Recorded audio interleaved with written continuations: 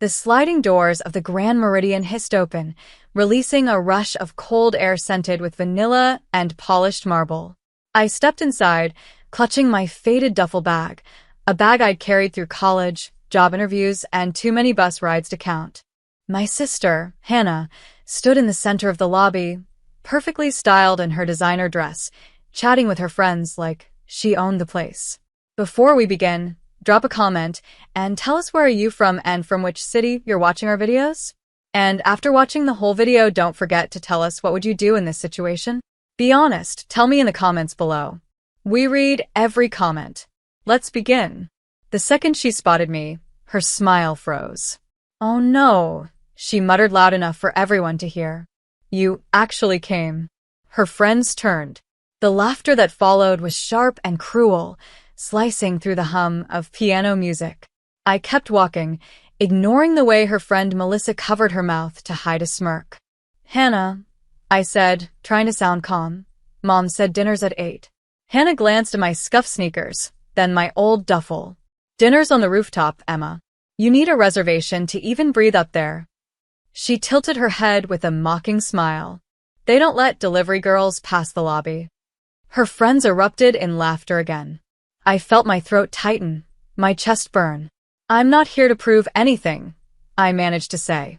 I'm just here for Mom. But Hannah wasn't done. She reached out, grabbed my duffel, and tossed it aside. The sound of it hitting the marble echoed through the hall. You can't afford anything here, Emma. Just go home before you embarrass yourself. For a moment, I actually turned toward the exit. The weight of humiliation pressed against my back, every pair of eyes in that lobby judging me. But before I could take another step, a deep voice called out, firm, urgent. Miss Parker? I turned. The hotel manager was striding across the marble floor, his expression stunned and apologetic. I am so sorry for the confusion, he said, stopping right in front of me. We've been expecting you. Your penthouse suite is ready. The staff has been briefed to prepare everything according to your preferences. The laughter died instantly. You could hear a pin drop. Hannah blinked, her painted smile collapsing. Penthouse what? The manager nodded respectfully at me. Ma'am, if you'll follow me, I'll have your luggage brought up immediately. I bent down, picked up my old duffel, and looked right at Hannah. Seems like I can afford something here, I said softly. And as I followed the manager toward the golden elevator, I didn't need to look back to know every single person in that lobby, including my sister, was staring in stunned silence. The elevator doors opened with a soft chime, revealing a hallway lined with gold sconces and thick white carpet. My reflection in the mirror walls looked like someone else, still me, but steadier, sharper. The manager, Mr. Dawson, led me down the hall with quiet respect. Your suite has been prepared, Miss Parker. The owner's office sent word earlier that you'd be arriving tonight, he said. I frowned slightly. The owner? Yes, ma'am. Mr. Bennett mentioned you might stop by. He wanted everything perfect. My pulse quickened, though I kept my face neutral. Thank you, I said softly. As soon as the door to the penthouse opened, a rush of warm air and ocean light filled the space. Floor-to-ceiling windows overlooked the glittering skyline, and fresh, white lilies sat in crystal vases. The suite was modern, elegant, nothing like the tiny apartments I used to live in. I stepped inside slowly. Every corner, every polished surface whispered of success, of something earned through years of silence and struggle. The irony wasn't lost on me. Hannah was downstairs laughing at a sister she once called hopeless. I took a deep breath and smiled faintly. Let's see how she handles the rooftop dinner. 2 hours later, I arrived at the rooftop restaurant wearing a fitted navy gown, simple, graceful, and gifted by the concierge. My hair fell in soft curls, and for the first time in years, I didn't feel like the forgotten sibling. The host at the elevator recognized my name immediately. Miss Parker, your family is waiting. As I walked through the sea of chandeliers and string lights, the music dimmed slightly. People turned. Even the waitstaff straightened. The murmurs followed like ripples. At the center table sat Hannah, her fiancé Daniel, and our mother, Linda. Hannah's laughter cut through the air until she saw me. Her fork froze midair. "Emma," she said, eyes narrowing. "You actually made it?" I smiled. "You said dinner was at 8. I wouldn't miss Mom's birthday." Mom's face softened with visible relief. "You look beautiful, sweetheart." "Thank you, Mom." Hannah forced a laugh, clearly uncomfortable. "Well, I suppose the hotel finally let you sneak in somehow. Who'd you charm at the front desk?" Her friends chuckled around the table, waiting for me to stumble. "I didn't sneak in," I said calmly. "I was invited." "By who?" she pressed.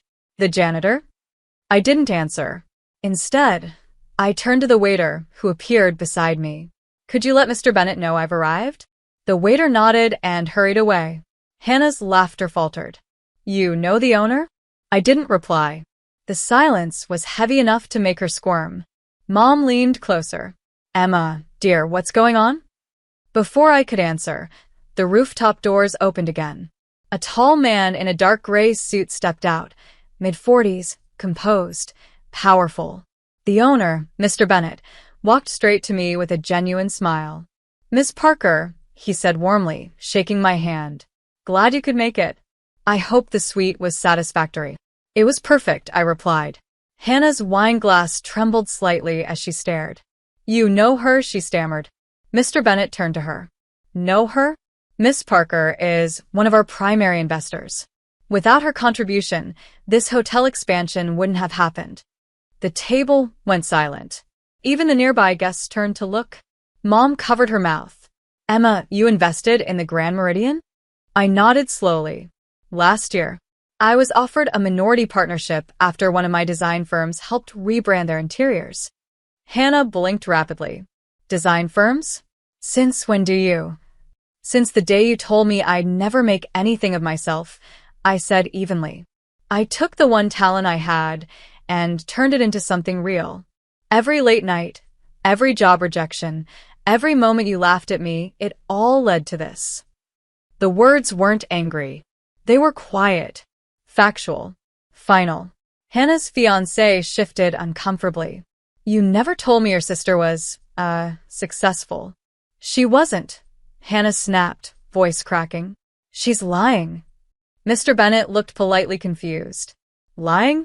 The contracts are under her company, Parker Studio Designs." All color drained from her face. "You mean that, Parker?" I smiled faintly. Surprise. Mom reached across the table and took my hand, eyes misty. "Emma, I had no idea. You should have told us." I wanted to, but every time I tried, Hannah said it didn't matter what I was doing unless it was rich enough to impress her.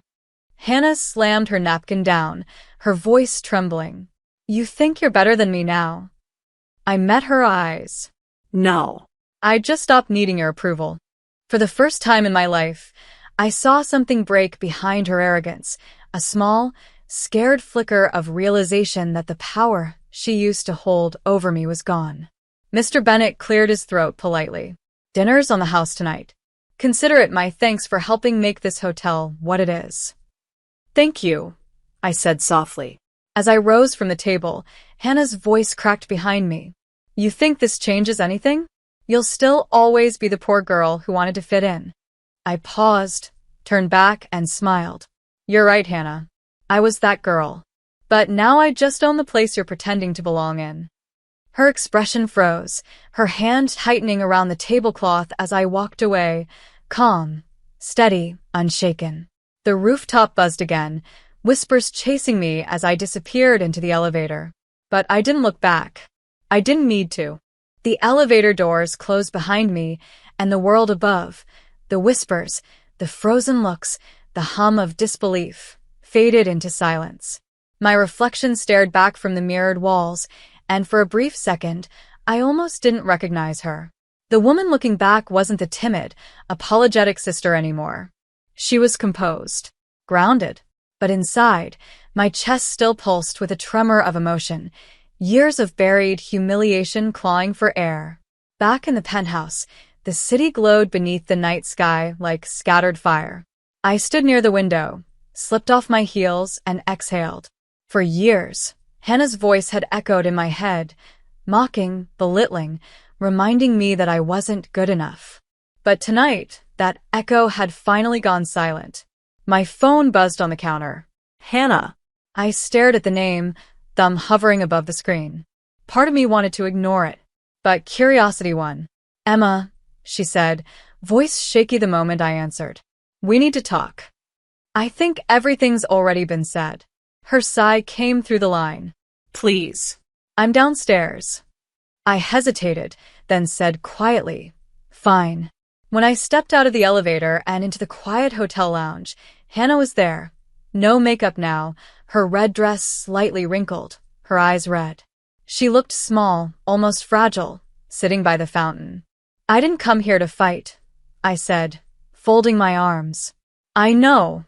Her voice cracked. I just didn't know how to face you. Silence stretched between us.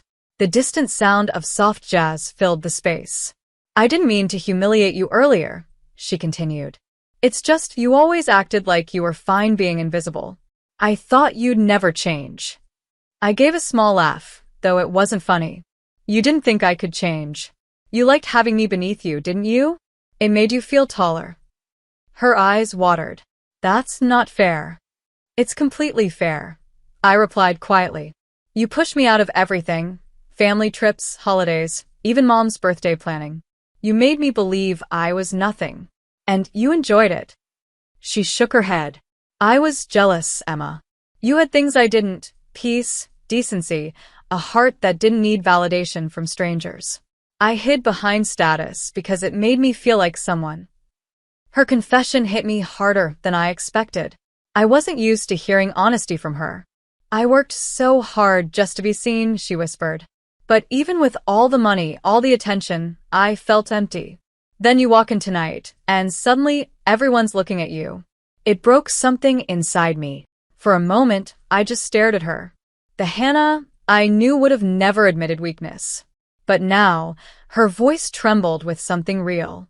I didn't come back for revenge, I said softly. I came for Mom. You're the one who turned it into a battlefield. I know. Her lip quivered. And I'm sorry, Emma. I really am. I let the words hang in the air, testing how they felt. They were late, but they were real. Finally, I nodded. I don't hate you. I just don't need you to define me anymore. Tears spilled down her cheeks. I deserved that. You don't deserve punishment, I said gently. You deserve to learn. Her shoulders shook, a quiet sob escaping. She whispered, You've changed so much. Pain does that, I replied. It teaches you who you are when no one believes in you. For a long time, we just sat there. Two sisters who'd spent years walking opposite paths, suddenly forced to see the truth in each other.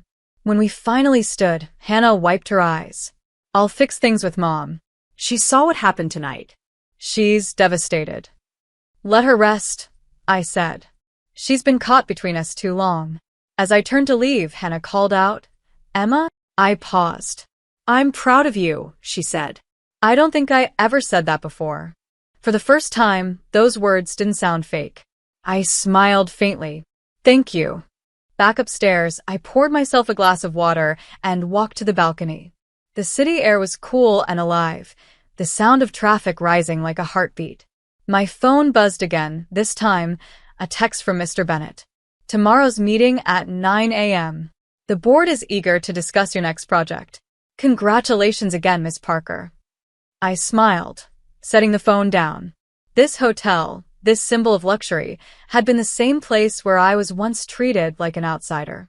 Now, I was sitting in the penthouse, no longer the invisible sister, but the woman who had built her own ground to stand on. Still, the night didn't feel triumphant. It felt peaceful. Not because I'd humiliated Hannah, but because I'd finally closed the door on years of self-doubt. I looked down at the street below, watching the reflection of neon lights ripple across the glass. Somewhere deep inside, the little girl who used to hide in corners and avoid mirrors whispered softly, We made it. My eyes stung and I let them.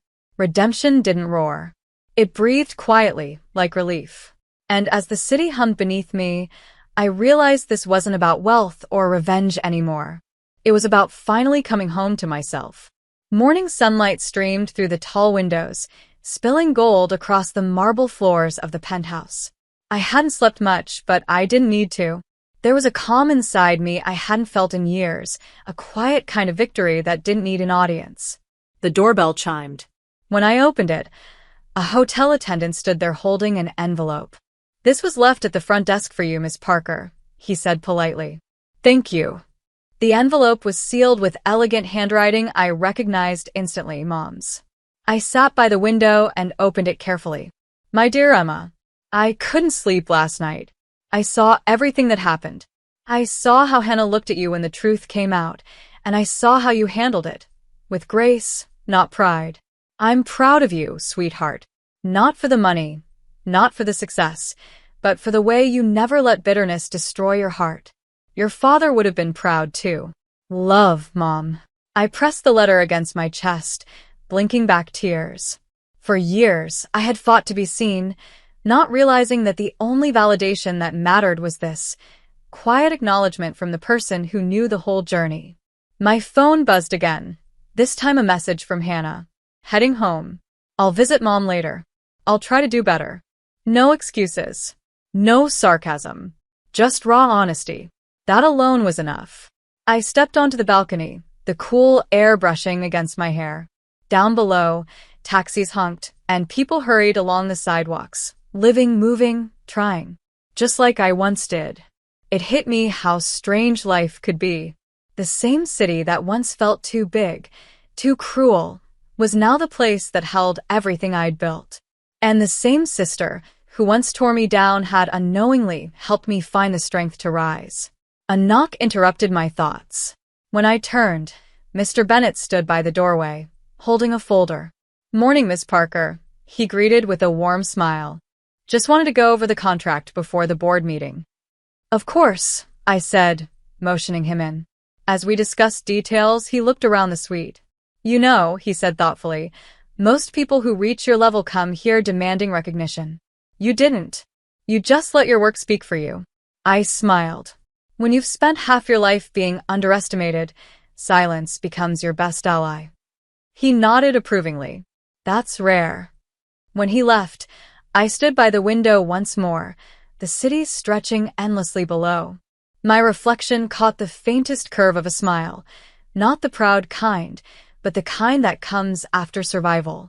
I picked up my old duffel bag from the corner, the same one Hannah had tossed aside the night before. I ran my fingers over its worn fabric. It didn't look like much, but it had carried my entire story, my failures, my resilience, my dreams. I couldn't throw it away. Instead, I zipped it shut and placed it neatly inside the wardrobe, a reminder of where I came from. Later that evening, I met Mom downstairs for tea. Her smile was tired but genuine. "You handled everything beautifully," she said softly. "You didn't humiliate anyone. You just let the truth do the talking." "That was enough," I said. She reached across the table, squeezing my hand. "That's what strength looks like, Emma. Quiet, steady, and kind." The golden sunset reflected off the hotel glass behind her, painting the lobby in warm light. I realized then that the story wasn't about revenge. It was about rediscovery. Hannah would have to face her own lessons. Mom would finally find peace between her daughters, and I had already found mine. As the evening deepened, I walked outside, breathing in the cool air. The city hummed around me, alive, unforgiving, yet strangely gentle now. I smiled to myself. Once, I was the girl everyone laughed at. Now, I was the woman they whispered about. And for the first time in my life, I didn't need to prove anything to anyone. Because I already had.